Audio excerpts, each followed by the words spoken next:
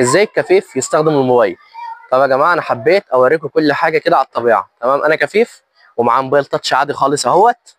تمام، الموبايل ده انا بستخدمه زي اي واحد مبصر عادي خالص، وبتصل وبجيب اللي انا عايزه وبجيب الرسائل وبقرا بيه وبكتب وبعمل كل حاجه زي اي واحد مبصر.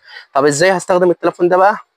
اول حاجه بعملها هو البصمه هي في الجنب، بقوم ضاغط كده على البصمه. 6:19 مساء. طبعا انت سمعت وهي قالت ايه؟ ده برنامج ناطق بيكون على التليفون، انا بستخدم التليفون بيه. تمام، ساعه ما ضغطت على البصمه قال لي البصمه قال لي ايه 6:49. يعني هو الوقت قرأ لي ايه؟ قرأ لي الساعه. تمام، طيب وكمان التليفون اتفتح لما ضغطت على البصمه كده، التليفون قام مفتوح وقرأ لي الساعه وهو ايه وهو بيتفتح.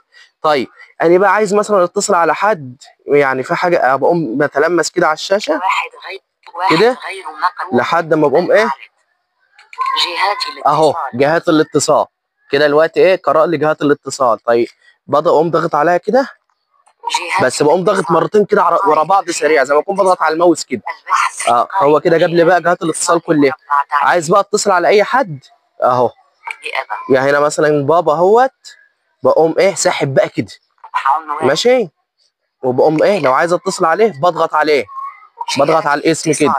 تمام، وهنا ايه هنا بقى مراسله لو انا عايز ابعت له رساله، وهنا اتصال اهو لو ضغطت عليه هيتصل معايا.